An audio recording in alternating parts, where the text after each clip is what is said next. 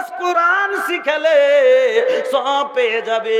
ও বন্ধুরে, কোরআনের ভিতরে ডাক্তারি, কোরআনের ভিতরে সায়েন্স, কোরআনের ভিতরে বিষের এলাজ, কোরআনের ভিতরে জিন ভূতের এলাজ, কোন জিনিসটা নাই? আল্লাহ রে আল্লাহ, এখন যদি বলতে যাই 2 ঘন্টা বক্তব্য করতে যাই তো লম্বা সময় লাগবে। কোরআনটা হলো ওয়াসেফাউল নাস। আল্লাহ বলছেন ওয়াসেফাউল নাস, মানুষের জন্য কোরআনের ভিতরে কি আছে? শেফা আছে না নাই? এখন একটা লোককে সাপে কামড়ে লেগে ওষুধের দরকার আছে না নাই? আছে না নাই? তোকে কি করতে হয়? পুণ্যে নিয়ে যাই, পুণ্যে নিয়ে যাবো। আপনারা দেখেন আপনাদের পাকুড় নিয়ে গেলেন, তারপরে বিষের ইঞ্জেকশন মারে, তবে তারপরে ওকে বিষ করা যায়। কোরআনের ভিতরে আল্লাহ এমন একটা সূরা দিয়েছে, আপনারা সবাই জানেন, সূরাতুল ফাতিহা। এই সূরার নাম তাফসিরে বাইজাবিতে 14টা পড়েছি। সূরা ওয়াফিয়া, সূরা কাফিয়া, সূরাতুল সেফা, সূরাতুল দুয়া, সূরাতুল শুকর, সূরাতুল হামদ, এইভাবে। তবে এই সূরাটা সাবুল মাসানি আপনার সূরা ফাতিহা যদি পড়ে বিষ নামিয়ে দেয়, এই সূরাতে আপনার ওই ওষুধ এই সূরার ভিতরে আল্লাহ দিয়ে দিয়েছে। বিষ নেমে স্পষ্ট হাদিস থেকে দলিল আছে, নেমেছে ব্যক্তি থেকে বিষ হয়েছে, নেমে গেছে। এখনকার বর্তমানের কবিরাজ, ওরে সুবহানাল্লাহ, আমি একদিন দেখছি বিষ নামাইতে দেখেছি, আল্লাহু আকবার, মুখে জুতা মারা যাবে। কোরআনের এমন মানুষ অশিক্ষিত এখনো যে থাকার কারণে মানুষ এমন এমন ভুল করে যাচ্ছে। এই শিক্ষা না থাকার কারণে একটা বিষ নামায় একটা দোয়া হলো সূরা ফাতিহা, আর একটা দোয়া আমি শুনেছি কয়দিন ইয়াতে আমাদের ওদিকে একটা পরিবেশ দোয়া পড়ছিল, কি জানেন? কইছে দুধ দিলাম, চিনি দিলাম, আরো দিলাম লাউয়া রে। লাউয়া বুঝেন মানে ধানের খই। ওর দোয়া কত সুন্দর, মুখে জুতা মারো খালি এরকম পরিবেশের। হ্যাঁ, ও এটা দোয়া পড়ে বিষ নামাইছে, আমি নিজের চোখে দেখেছি। কি বলছে? দুধ দিলাম, চিনি দিলাম, আরো দিলাম লাউয়া রে, বিষ নামিল রে দুধের পৈখরে। আল্লাহ রাব্বুল আলামিন বলেন, এই সূরার ভিতরে আমি আল্লাহ এমন একটা গুণ দিয়েছি, 100 ওষুধ তোমার এই সূরার ভিতরে পাওয়া যাবে। নজর লেগে গেছে, ও তোমার জিন ভূতে পেরেশান করছে, যাস না কোরবাজের কাছে, যাস না ওঝার কাছে, আমি আল্লাহ সূরা নাস আর ফালাক দিয়ে দিয়েছি, এখান থেকে চিকিৎসা করেলে। আমার বন্ধুরা, এই কোরআনের ভিতরে আল্লাহ রাব্বুল আলামিন সব কথা বলে দিয়েছেন। এবার কোরআনকে শিখতে গেলে আপনাকে বলবেন, কোরআনের ভিতরে যত কথা আছে সব আগে যেটা কথা আল্লাহ বললেন সেটা বললেন ইকরা, পড়ার কথা। কেন? নামাজের কথা পড়ে, রোজার কথা পড়ে, হজের কথা পড়ে, জাকাতের কথা পড়ে, তৌহিদের কথা পড়ে, উলুহিয়াতের কথা পড়ে, রুবুবিয়তের কথা পড়ে, আর অন্য অন্য বিষয় পড়ে। সব আগে আল্লাহ কি বললেন? এতগুলো বিধানের ভিতরে সব আগে আল্লাহ বলছেন ইকরা, পড়ো। পড়ার জন্য কেন বললেন? এখন আপনি নামাজ পড়বেন, ভালো করে কথা বুঝিয়েন, নামাজ পড়বেন, নামাজ পড়তে এখানে আপনি নামাজ কি জিনিস মোটে বুঝেন না, নামাজই কি জিনিস জানেন না। হঠাৎ করে আল্লাহ কয়ে দিলে আকিমুস সালাহ, নামাজ পড়। এবার নামাজ কি রে ভাই? আমি তো নামাজের ব্যাপারে জানি না কিচ্ছু, তবে কি করে পড়বো? একটা গায়ের মুসলিম মুসলমান হয়েছে, একটা গায়ের মুসলিম মুসলমান হয়েছে, তো ওকে বলছে, তো প্রথমে তখন কালমা শিখেছে, যে সূরা ফাতিহা শিখেছে, শিখার পরে कहे हमको वजू करना सिखा दीजिए तो हम नमाज पढ़ेंगे। कहे ठीक है, एक काम कीजिए, पहले दोनों हाथ को पहुंचू तक धोइए। पहुंचू सबाई बुझे तখন এখান থেকে ধুয়েছে, তারপরে তখন ওকে বলছে फिर 3 मरतबा कुल्ला कीजिए। ওকে 3 बार कुल्ली করতে বলেছে, 3 बार कुल्ली করেছে। फिर তখন ওকে বলেছে नाक में पानी डालिए। तो आके देखे दीते हो, थोड़ा सा पानी लीजिए और इस तरह नाक में दीजिए। ओके ना बोले वो सीधे भाषाয় বলেছে नाक में पानी डालिए। तो জীবনে লাখে পানি কুল্লি করতে জানে, খেয়েছে, কুল্লি করেছে, কিন্তু লাখে পানি তো জীবনে দেয়নি। ও জানবে বদনা লিয়েছে আর এভাবে লাখ লোল লাগিয়ে ঢালতে শুরু করেছে। মরবে না বাঁচবে? মরবে না বাঁচবে গো? মরবে না। তো এটা না জানাতে কেন ইবাদত করতে গেলে ইবাদত কবুল হওয়ার লেগে না জেনে ইবাদত কবুল হবে না কেন? আপনি যতক্ষণ ওযু নামাজের লেগা ওযু দরকার, ওযুর লেগা ওযুর ফরজ কতটি জানা দরকার, সুন্নাত কতটি জানা দরকার, তারতিব জানা দরকার। এবার তারতিব জানে না, পার আগে হাতের আগে পা ধুইছে, পার আগে মাসা করছে, মানে হাত উল্টা পুল্টা করে করে নিলে এবার যা হোক লাখে তো পানি যখন ঢালতে শুরু করেছে বলছে রুকে রুকে রুকে उस तरह नहीं उस तरह उस तरह नहीं ওকে শিখিয়ে দিলে এবার কইছে अब दोनों पैर को धोइए, पहले दायां पैर धोइए। तो वो की जाने जे एखन थे ओके कोई तो टकनू तकनू जो है दोनों पैर को धोइए ओके कोई तो बुझे ना किछु जेमनी को गोटे कापड़ छाड़े लेहन ने पानी पाम মনে করছে গোটাই এখান থেকে পানি ঢালতে শুরু করে দিয়েছে। তো এই ঢালাতে কি হবে এভাবে উজু হয় না? এই জন্য আগে শিখ পরে নামাজ, আগে শিখ পরে নামাজ পড়, আগে একরা পর নামাজ কি জিনিস, নামাজের সুন্নাত কি, নামাজ ওজুর কি কি ফরজ আছে, কেন না জেনে ওজু করলে ওজু হবে না, ওজু না হলে পাক হবে না, আর ওজু না পাক না হলে নামাজ হবে না, নামাজ না হলে নেকি হবে না, আর নেকি না হলে ভাগ্যে জান্নাত হবে না। এর লেগে আগে পড় পরে কর।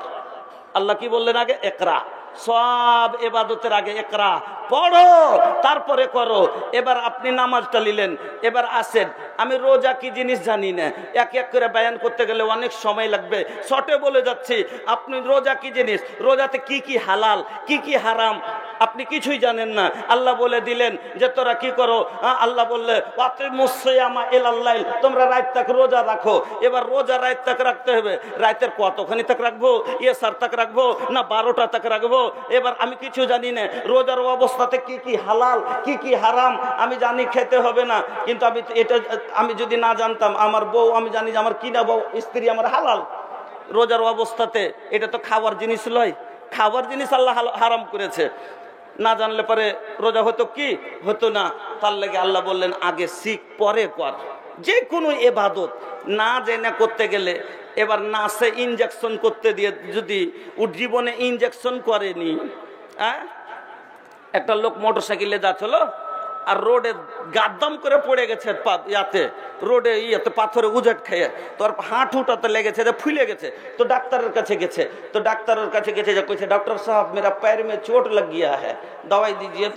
तो वाके একটা মহলম দিয়েছে আর দিয়ে তখন বলেছে जहाँ पे गिरे हो वहाँ पे लगाना, जहाँ पे गिरे हो वहाँ पे लगाना। तो वो शिक्षित तो लोग हले पढ़ा लेखा हले बुझे लेबे, हाঁটুর भरे पड़े तो हाঁটুতে লাগাইতে হবে, কেহিনে তো जहाँ पे কেহিনে তো পড়েছি তো কেহিনেতে লাগাইতে হবে। ই বোকা পড়া লেখা হলে তো বুঝবে, মনে করছে যেখানে পড়েছি ওইখানে লাগাইতে কয়েছে। এবার সান পহত মহলম লিছে আর ওই পাথরটাতে লাগাইছে। এবার তার 3 दिन भर ব্যথাতে পা ফুলে গেছে। ডাক্তার কাছে গেছে, ওই डॉक्टर साहब आपने कैसा दवाई दे दिया कि अब तक जो है दर्द में कोई कमी नहीं आया है। बेचारे कैसे लगाते हो जी, कैसे लगाते हो, दिखाओ हमको। तो चलिए दिखाते हैं।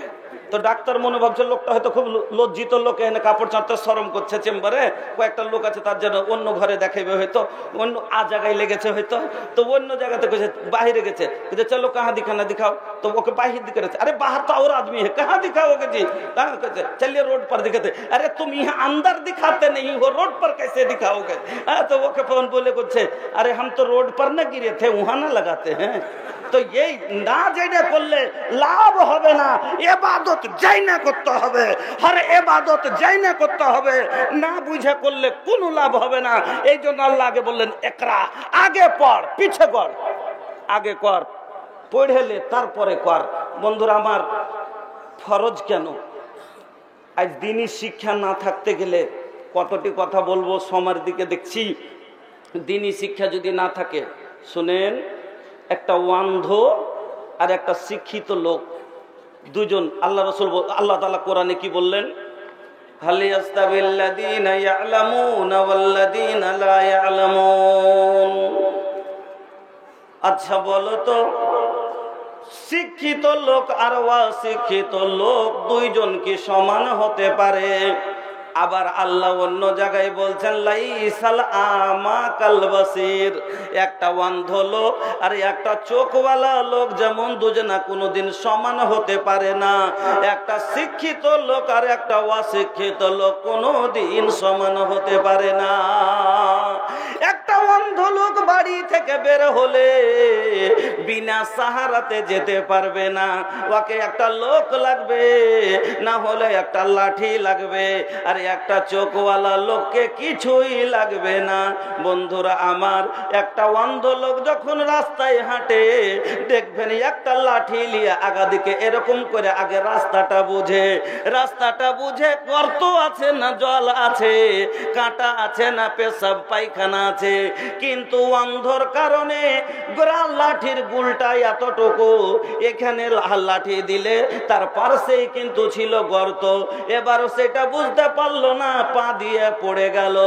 লোকটা বাঁচতে চাইলো গর্ত থেকে, তবু বাঁচতে পারলো না। লোকটা বাঁচতে চাইলো পায়খানা থেকে, তবু বাঁচতে পারলো না। কিসের কারণে? তার চোখের জ্যোতি নাই, তার কারণে। ওই রকমই অশিক্ষিত লোক গুনাহ থেকে বাঁচতে চাইলো, বাঁচতে পারে না। তার কারণ হলো সে গুনাহই বুঝতে পারে না। গুনাহই বুঝতে পারে না তো বাঁচবে কি করে? এমন এমন গুনাহ আছে যে নিজেই বুঝতে পারে না যে আমি গুনাহ করে নিলাম, নিজে বুঝতে পারে না তো বাঁচবে কি করে? এই জন্য গুনাহ থেকে যদি বাঁচার, আল্লাহ রাব্বুল আলামিন কোরআনে বললেন যে তুমি কু আনফুসাকুম ওয়া আহলিকুম নারা, তুমি নিজে জাহান্নাম থেকে বাঁচো, তোমার আল আওলাদকে জাহান্নাম থেকে বাঁচো। আমি যেটা বুঝি সেটা জাহান্নাম থেকে বাঁচার যেটা সব থেকে বড় জারিয়া, আওলাদকে বাঁচাবার যেটা সব থেকে বড় জারিয়া, সেটা হলো দ্বীনি শিক্ষা। কেন? দ্বীনি শিক্ষা না হলে ও গুনাহই বুঝতে পারবে না, আর গুনাহ না বুঝতে পারলে গুনাহ থেকে বাঁচতে পারবে না। আমি কাঁটাই বুঝি না, কাঁটার ব্যথা কি বুঝি? আমি কাঁটাই বুঝি না, আমি কাঁটার ব্যথা কি করে জানবো? তো ওই রকমই হয়ে গেছে আমার বন্ধুরা, আমার ভাই জানেরা। এই দ্বীনি শিক্ষা বন্ধুরা আমার, আজ আপনাকে বলে যাচ্ছি, আল্লাহ রাব্বুল আলামিন আপনাকে এই দ্বীনি শিক্ষা, আজ কোরআনের শিক্ষা পেয়েছিলেন বলে আজ এই সভা চোখে দেখতে পাচ্ছেন। শুনেন, এই কোরআন যদি না থাকতো আজ আমরা ওই গরু মহিষের চাইতে আমাদের জীবনটা খারাপ হতো। আল্লাহু আকবার। এই কোরআন যে আমরা জীবনে পেয়েছি, সুবহানাল্লাহ। জানেন, আপনার বাচ্চাটা দুটা মাত্র কথা বলবো, একটু ধ্যান করে শুনবেন। মাওলানা আবুল হাসান আল নদভী উনি একটা বই লিখেছেন, পাজা সোরাগে জিন্দেগি। ওই বইটাতে একটা ঘটনা আছে। আপনার বাচ্চাটা কি, খালি আপনাকে বুঝিয়ে দিচ্ছি, 1-2 মিনিট শুনেলেন। ওই বইটার ভিতরে লেখা আছে, একটা লোক হাল চাষ করতে গেছে, হাল চাষ করতে করতে 2-4 পাক ঘুরাইতে আর মাটির তল থেকে একটা সোনার এত বড় একটা ঢিমে বার হয়ে গেছে। আচ্ছা, লোকটা হাল চাষ করবে না, আঁকাবাক করে বগলে ভরেলে বাড়ি দৌড়েবে? বলেন তো, বাড়ি দৌড়েবে না? বাড়ি চলে এসছে। এবার বাড়ি আসার পরে ওই স্বর্ণের টুকরাটাকে বাক্সর ভিতরে যত্ন করে রেখে দিয়েছে। আর রোজ খালি গলাতে যদি খুঁজে যে আমি হার বানাবো, গলার চেন, হাতের ঘড়ি বানাবো, হবে না নাকি? বাক্সর ভিতরে ওকে ভরে রেখে দিয়েছে। আর ও মনে করছে আমি কানের বানাবো, লাখের বানাবো, স্ত্রীর লেগে হাতের চেন বানাবো, বানাবো, ও বানাবো, অনেক কিছু সোচছে। হবে কি? হবে না। তাহলে ওকে কি করতে হবে? স্বর্ণকারের বাড়ি নিয়ে যেতে হবে। স্বর্ণকারের বাড়ি নিয়ে যাবে। এবার স্বর্ণকার ওকে আগুনের ভাটিতে দিবে, সোনার ভাটিতে দিয়ে তারকে গরম করে তার ভিতর থেকে আবর্জনা বের করে তারপরে তাকে রূপ দিবে, হাতুড়ি দিয়ে মেরে। তারপরে গলাতে চেন হবে, তারপরে কানে মাকড়ি হবে, তারপরে লাখের বেসর হবে, তারপরে আপনার হাতের ঘড়ি হবে। আর যখন গলায় আসবে তারপরে লোকে বলবে কুণ্ঠে পালি নাকি, তারপরে ওর প্রশংসা হবে। আপনার বাচ্চাটা হলো একটা সোনার টুকরা, ওই মার প্যাটেটা ওই জমিনের ভিতর থেকে বার হইলো। এবার ওই সোনাটাকে যদি বাক্সর ভিতরে ভরে রেখে দিলে যেরকম কোনো গহনা হবে না, আপনার সন্তানকে বাড়ির ভিতরে ভরে রেখে দেন, হাফিজ হবে না। মাইকের আওয়াজ ঠিক আছে? বুঝতে পারছি মাইকের আওয়াজ ঠিক আছে? আচ্ছা আচ্ছা আচ্ছা, ওই সাইড হনে টানে না নাকি? আচ্ছা, সাটিয়া বলার চেষ্টা করছি। তো আপনাকে বলছি, যদি ঘরের ভিতরেই থেকে যায় তাকে তো যেমন গহনা পাওয়া যাবে না। আপনার সন্তানটা মার পেট থেকে বের হলো একটা সোনার টুকরা। এবার ওই সোনার টুকরাকে স্বর্ণকারকে সোনা দিলেন, আর দেওয়ার পরে যেমনি ও আগুনে দিয়েছে, ভাটিতে দিয়েছে, থামো থামো থামো, এত দামি জিনিসকে আমি গরমে পুর দিই, গরমাবো না। এবার বলছে না রে ভাই, না গরমাইলে হবে না। তখন এবার দিয়েছে, আচ্ছা ঠিক আছে তাইলে। এবার যখন দিয়েছে যে হাতুড় মারতে শুরু করেছে, থামো, কেন তুমি হাতের মতো এত দামি জিনিসকে? আচ্ছা বলছে, আরে ভাই হাতুড় না মারলে গয়নার রূপ কি করে দিব? তো ওই রকমই আপনার মাদ্রাসাটা হলো স্বর্ণকারের ভাটি, আর মৌলভী সাহেবেরা হলো স্বর্ণকার, আপনার বাচ্চাটা হলো সোনার টুকরা। একে আপনাকে স্বর্ণকারের ভাটিতে দিলেন, এবার মৌলভী সাহেব ভাটিতে মাদ্রাসায় দিলেন। আর যদি চিন্তা করেন আমার বাচ্চাকে কষ্ট হতে দিব না, আমার বাচ্চাকে আমি গরম সহ্য করতে দিব না, আর আপনার বাচ্চাকে মারতে দিব না, তাইলে জীবনে কোনো দিন যেমন হাতুড় না মারলে গয়নার রূপ হবে না, আপনার বাচ্চার পিঠে ছড়ি না পড়লে আপনার বাচ্চা ভালো শিক্ষিত হবে না। একটা ছোঁড়া গেছে এত বদমাস, খালি মাদ্রাসায় যাইছে যে ওর চাপ্পল টেনে ফেল দিচ্ছে, কার চটি, কার বই ছিঁড়ে দিচ্ছে, কার কলম লুকিয়ে দিচ্ছে। মৌলভী সাহেব তো ওকে 2 থাপ্পড় মেরেছে। এই এতক্ষণে বদমাসি করছিস রে? এই ছোঁড়া কানতে কানতে গেছে, কি হইলো তোর রে? তো মৌলভী মারলে। কিছু কেনে তোকে মৌলভী মারবে? এমনি মারলে। ও কহে না, ও তো নিজের ভুলটা বলবে না যে আমি এরকম বই ছিঁড়েছি তার লেগে মেরেছে। এবার কিছু, আচ্ছা ঠিক আছে থাম, তোর বাপকে আসতে দে, মৌলভীর খবর লিছি। এবার ওর বাপ এসছে, তখন কেছে, আজি জানো ছোঁড়াকে কি করে মাইরে আর পিঠখানে দাগ বসিয়ে দিয়েছে দেখো তো। এবার ও রাইগে ঝেগে চলে গেছে, যে কইছে, মুলি সাহেব, মুলি সাহেব, আপনাকে ছেলে মারতে দিয়েছি না পড়াইতে দিয়েছি? এই ছেলে জীবনে মানুষ হবে? আদরের বাদর হবে? কেন? বাপের লাই পেয়েছে, মার লাই পেয়েছে। কি কখন ছেলে মানুষ হয়ে যাবে? প্রথমে যখনই বাচ্চাটা গেছে তখনই ওকে বলতে হতো, যখনই যে কানতে কানতে বলল মৌলভী মেরেছে, হ্যাঁ হ্যাঁ মৌলভীর তোর উপরে দুশ্মনী আছে, তো মৌলভীর তুই বুকের ভাত কেড়ে খেয়েছিস যে তোকে মৌলভী মারতে যাবে, এর মানে তুই কিছু করেছিস তার লাগি তোকে মেরেছে। হাঁট না তো তোকে দিব 2টা টেনে চড় দে, তোর কান লাল করে দিব তোর। হাঁটলি তুই মাদ্রাসা, তুই ঢং বানিয়েছিস তুই যেখানে মৌলভীকে মেরেছে। যদি এই সময়তে মা একটা থাপ্পড় দিয়ে ঘুরিয়ে দিত, জীবনে এই ছেলে ভয়ে আর কাউরি চাপ্পল ছিঁড়তে যেত না, বই ছিঁড়তে যেত না, বাবার লাই পেত না, এই ছেলে মানুষ হয়ে যেত। শুনেন আপনাকে বলছি, শায়ের বলছে, हर रिजवानी कालल अदाबे फिस्से गारे कई माता किर्रा बिहिम आइना का फिल के बारे व इन्ना मसलुल अदाबे तजमाउहा फी वनफुवान सबा कन नक्श फिल हजारे। বাচ্চাকে যদি বড় হয়ে চোখের জ্যোতি করতে চান, চোখের আলো বানাইতে চান, ছোট্ট বয়সে তাকে আদব দেন। কেন? পাথরের লেখা যেমন কোনোদিন মিটে না, ছোট্ট দেওয়া অভ্যাস কোনোদিন ছুটে না, ছোট্ট দেওয়া অভ্যাস কোনোদিন ছুটে না। আর এই অভ্যাসটা স্কুল কলেজে দেয় না, অভ্যাসটা দেয় কোথায়? মাদ্রাসায়। তালিমের সাথে তারবিয়ত করে মাদ্রাসা, আর দ্বীনি শিক্ষাতে তালিম করে, তারবিয়ত করতে পারে না। স্কুল কলেজে তারবিয়ত করতে পারে না, আর মাদ্রাসা তালিমও দেয়, তারবিয়তও দেয়, শিক্ষার সাথে দীক্ষাও দেয়। আমার বন্ধুরা, আমার ভাইজানেরা, এই জন্য এই মাদ্রাসা আপনার আমার জীবনে অনেক কথা বলার আছে, কিন্তু সময়ের দিকে দেখে আগে বাড়তে যাচ্ছি না। বন্ধুরা আমার, এই মাদ্রাসাকে চালাতে হবে। এই মাদ্রাসা হলো বিদ্যুৎ ট্রান্সফরমা, এই মাদ্রাসা হলো জেনারেটর।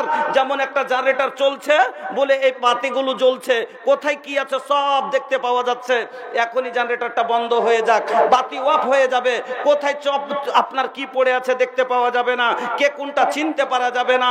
আর জেনারেটর কতক্ষণ চলবে? যতক্ষণ তাতে তেল থাকবে, আর যতক্ষণ তেল থাকবে অতক্ষণ জেনারেটর চলবে, আর অতক্ষণ আপনি সব খুঁজে পাবেন। ওই রকমই মাদ্রাসা হলো একটা দ্বীনি প্রতিষ্ঠান।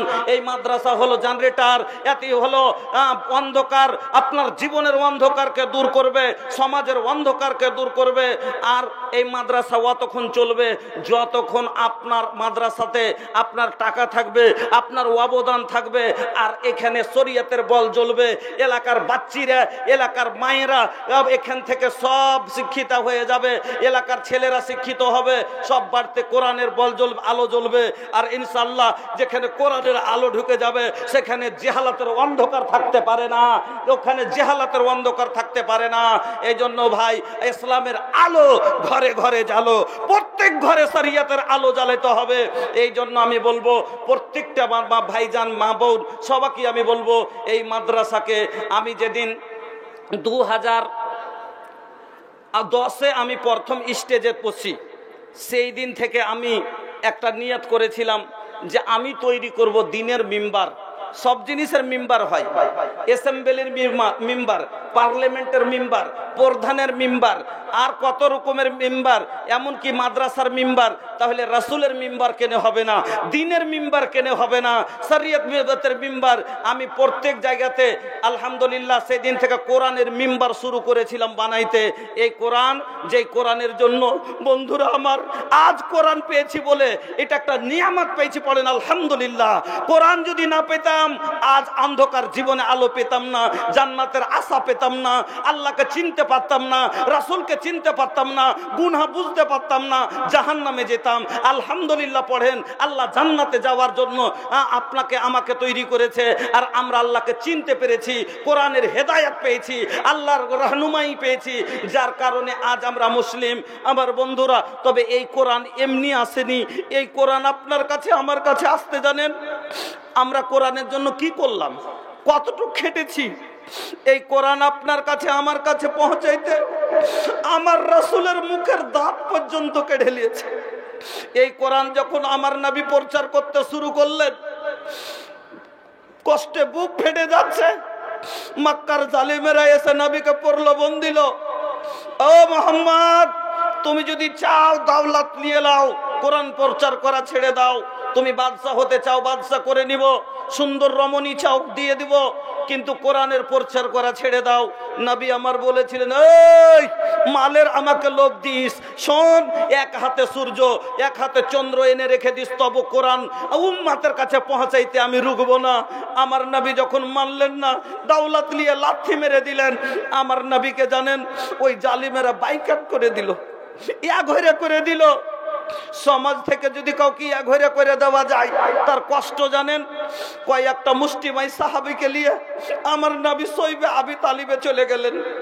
আবি তালিবের ঘাঁটিতে ওইখানে ভিতরে পাহাড়ের মধ্যে প্রথম জ্বালিয়ে গেছিলেন অল্প কিছু খাবার। উটের উপরে কতটা জিনিস নিয়ে যাবেন, 2-1 মাস খেলেন, তারপরে খাবার নেই।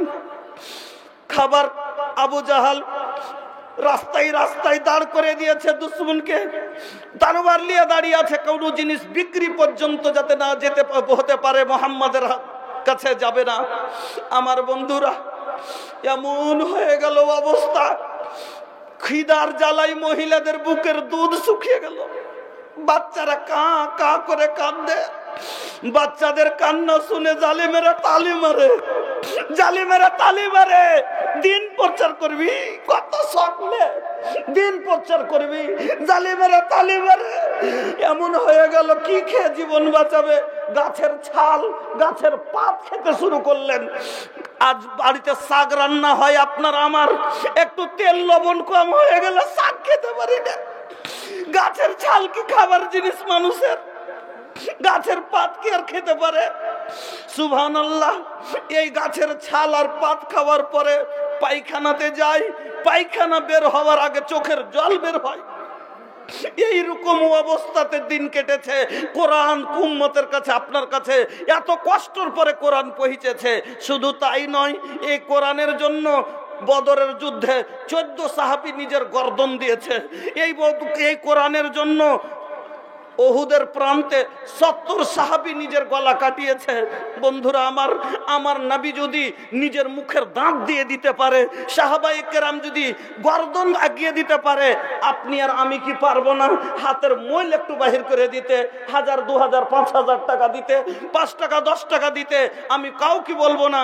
শুধু আপনাকে যদি কথা লেগে থাকে, রাসূলের মহব্বত অন্তরে থাকে, সাহাবায়ে কেরামের যদি অন্তরে থাকে, মহব্বতের সাথে আপনারা আসুন। আর কোরআনের জন্য আমি 1,000 টাকা করে, আমি আজকে দেখব কতটি লোক কোরআনের জন্য দাঁড়াতে চাই। আমি 60,000 মানুষ করেছি, মিম্বার হয়েছে 1,000 টাকা দিয়ে, যে আমরা কোরআনের জন্য প্রস্তুত আছি, দরকার পড়লে জীবন দেব। আজকে এই জায়গাতে দেখব আমার কতটি লোক দাঁড়ান। একবার আসেন মহব্বতের সাথে, 1 পারা করে বারকাতান বাড়িতে নিয়ে যান, আমি আপনার জন্য দোয়া করব। 1,000 করে 30টা লোক দাঁড়ান, যে আমি লিব মিম্বার হব, আমি হব প্রথম মিম্বার, প্রথম পাড়া আমাকে দেন, আমার টাকায় একটা গরিব মেয়ে পড়ে এখান থেকে যাবে, আমি যতদিন বাঁচবে পড়বে তেলাওয়াত করবে, আমি যেন তার অংশীদার হয়ে থাকি নেকিতে। আপনি আমার জন্য দোয়া করে দেন। আমি একটা গরিব মেয়েকে পড়াবার জন্য দিলাম 1000 টাকা। উঠে আসুন ভাই, মহব্বতের সাথে সময়কে বাঁচান, কারণ সময় বাঁচলে, আমি মনে করে এসেছিলাম যে দুদিনের জালসা, কালকে আপনারা টাকা ঢেলে দিয়েছেন, আজকে 2 ঘন্টা বক্তব্য করব, কোনো বিষয় নিয়ে আলোচনা করব। खैर और भोजपुरी के तो भैया हमरा लगे गोडाउन बा, का सुनाई तो रवा लोग लेके आई, हम बीच बीच में भोजपुरी भी सुनाई। और अपनारा मोहब्बतेर साथे एकटू एकटू करे ताड़ाताड़ी दानटा आमार हाथे फेलते शुरू करें। आल्लाहर वास्ते কোরআন কে বুকের ভিতরে রাখেন, মোহব্বতের ভালোবাসা দিয়ে আঁকড়ে রাখেন, রাসূলের ভালোবাসা দেখান। আলহামদুলিল্লাহ আমার ভাইজান শাহবাজ আলম প্রথম মিম্বার আজকে 1 পারা গ্রহণ করেছেন, বাবার নামে আর ভাইয়ের জন্য দোয়ার দরখাস্ত করেছেন। আল্লাহুম্মা আমিন ইলাহাল আলামিন। তোমার বান্দা আল্লাহ গো 2 জন ভাইয়ের শাহবাজ আলমের বাবা এবং ভাই